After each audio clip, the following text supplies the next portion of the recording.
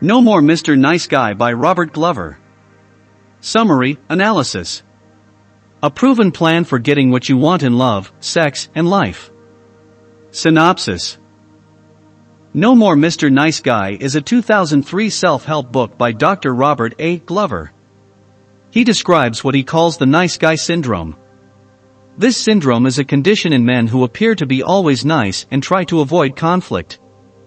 In the first part of the book, Dr. Robert Glover describes what a nice guy is and how these nice guys operate. Unfortunately for the nice guys, their approach to life will prevent them from reaching their goals. In fact, their approach is likely to do more damage than good. Later in the book, Dr. Robert Glover delves into the nitty-gritty and shows us how to eliminate nice guy syndrome. Subsequently, Robert offers a healthier solution. Dr. Robert A. Glover's perspective. Dr. Glover is an internationally recognized authority on the so-called nice guy syndrome. He is a frequent guest on radio talk shows and featured in numerous local and national publications. Dr. Glover is a licensed marriage and family therapist in the state of Washington. He works with individuals and couples to identify the symptoms of the nice guy syndrome. He leads therapy groups and seminars around the country, and is the co-director of the Center for Healing and Recovery. Not only that, but he has transformed thousands of nice guys from passive, bitter victims into empowered men. As well as personal changes, these men also undergo changes in their professional careers and intimate relationships. Dr. Glover founded Total Personal Integration, TPI, University, in 2012 to better help men and women put their intention into action. Introduction. Do you avoid conflict and try to please others at all costs? Does the approval of others make you feel best? Are you trying to convince women that you're different from other men? If so, you might be a nice guy. A nice guy believes being passive and pleasing others will make them happy. A nice guy struggles to get his needs met because he does his best to ignore them. This leads to a lot of resentment or rage. Dr. Robert A. Glover describes what he calls the nice guy syndrome. This syndrome is a condition in men who appear always to be friendly and try to avoid conflict. Reclaim your personal power and masculinity. If you have nice guy syndrome, it's usually because you were forced to give up some of your personal power as a result of your childhood circumstances. You may have grown so used to making that sacrifice as an adult that you've locked yourself into a career or relationship that fulfills that expectation. But it may lead you to feeling frustrated, helpless, and resentful. You feel more out of control when you approach life with the coping techniques you developed as a child. So, how can you reclaim your personal power? For starters, when you have personal power, you believe you can deal with unpleasant situations. You recognize that you are human and that you experience fear from time to time, but you also believe in your ability to overcome obstacles on your own. Being honest with yourself about your needs, weaknesses, and desires is an important part of reclaiming your personal power. You must become comfortable sharing your feelings and opinions. It's fine if expressing these leads some people to leave you. Those who care about you will value your feelings and thoughts even if they disagree with them. Accept that you can't influence or manage how others feel about you, and that you may experience rejection and criticism occasionally. Reclaiming your masculinity goes hand in hand with reclaiming your personal power. To various men, being a man means different things, and it's your responsibility to figure out what that means to you. Embracing your masculinity entails forming strong bonds with other men and seeking a mentor, particularly if you don't have a father. There's no reason to feel bad about engaging in hobbies and connections that bring you joy. Have higher standards and don't accept second-hand behavior. If you are too nice to people, somebody will take advantage of you. Both men and women take advantage of guys who try to be amiable all the time. So, what do you do to stop this from happening? The answer is to have higher standards for how people should treat you. For example, imagine you're with a group of friends. One of these friends makes a joke about you, and everyone starts laughing. Banter is a natural part of male friendship groups, so it is normal. Consider if your friend kept making jokes about you every time you saw each other. In this case, these jokes have gone from being light-hearted and fun to outright disrespectful. At this time, it is time to say something to him about it. So, to stop being too nice, you have to set high standards for yourself and others' behaviors. If the girl you like is always playing hard to get, you need to know your limit.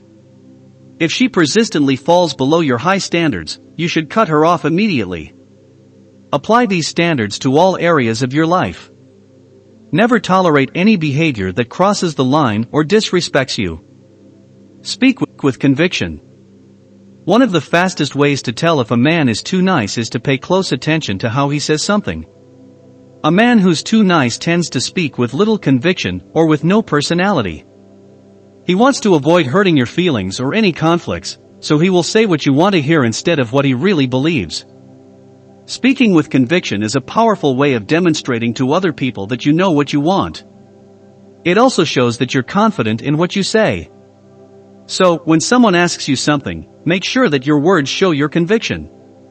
It will be easier for the person on the other end of the conversation to listen and understand your point of view. If you want to speak with conviction, here are the 4 things you need to control. Keep your voice at an even volume. Keep it at a steady pace. Avoid shouting. Don't talk over people. Stop agreeing so much. Agreeing with someone is an easy thing to do. We all do it subconsciously, but every so often, it isn't the most helpful thing for your well-being. Studies show that people perceive those who always agree with others as less intelligent and less confident. If you're the man who always agrees with people, simply practice disagreeing with other people on purpose. You can start that by disagreeing with people about little things. For example, if you enjoyed a movie and your friend didn't, you should challenge them and try to understand why they think it was disappointing. Ask them what points they were disappointed by and come up with counter-arguments to the points you disagree with. Tracking your good deeds leads to resentment and anger.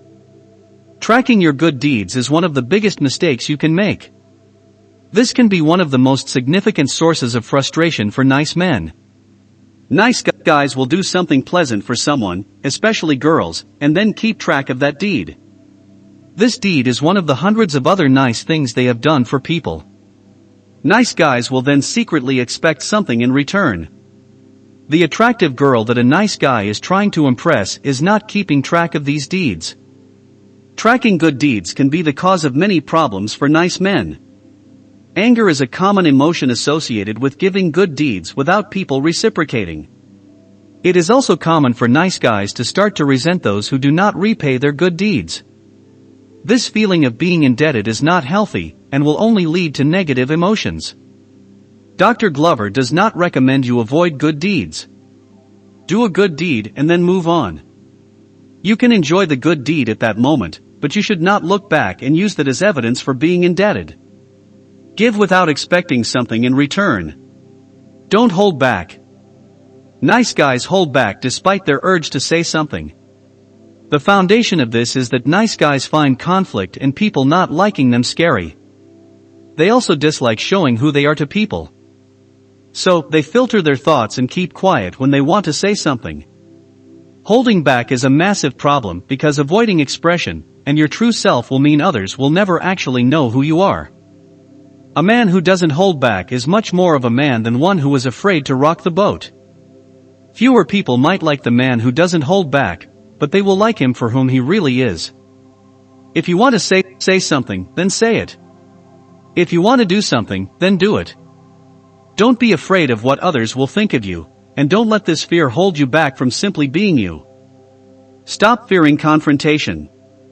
Many guys allow girls and other men to walk all over them. They allow others to verbally control and dominate them because they are so scared of confrontation. Imagine a bully in school who picks on a smaller child because he's skinny and weak. What if, one day, the kid finally stands up to him and fights back? The bully in school constantly searches for the easiest targets. The skinny child in school is weaker and will likely be targeted. Being courageous enough to stand up to the bully will put them off. This courage makes this child a slightly more challenging target. The bully will move on to another nice guy. Once you start embracing confrontation, you will realize it's not that scary at all. Even if it's something as simple as not agreeing with other people's opinions, you are confronting fear. Embracing confrontation will make you feel more like a man than ever. Each time you engage in confrontation, you will build your confidence in who you are. Not to mention, you are making yourself a more attractive man overall. Make your needs a priority. Realize that only you are responsible for meeting your needs. Stop blaming and start acting. Be assertive about your needs, and get rid of any hidden agendas. Never be a wimp and never act like a victim. It helps if you are thankful for difficult situations. These circumstances are the ones that present a chance to grow as a person and learn for future circumstances. Express your feelings, face your fears, set boundaries, and develop integrity. Don't try to control uncontrollable things. Some circumstances will be too challenging or time-consuming to control, so you must be willing to walk away from circumstances and people. Don't try to make an unhealthy relationship work. End it and find somebody more suitable for you. The importance of boundaries. The common theme throughout this book is the importance of boundaries. If you are a recovering nice guy, this might be the most critical factor for you. Boundaries are particularly relevant when considering your relationships with women.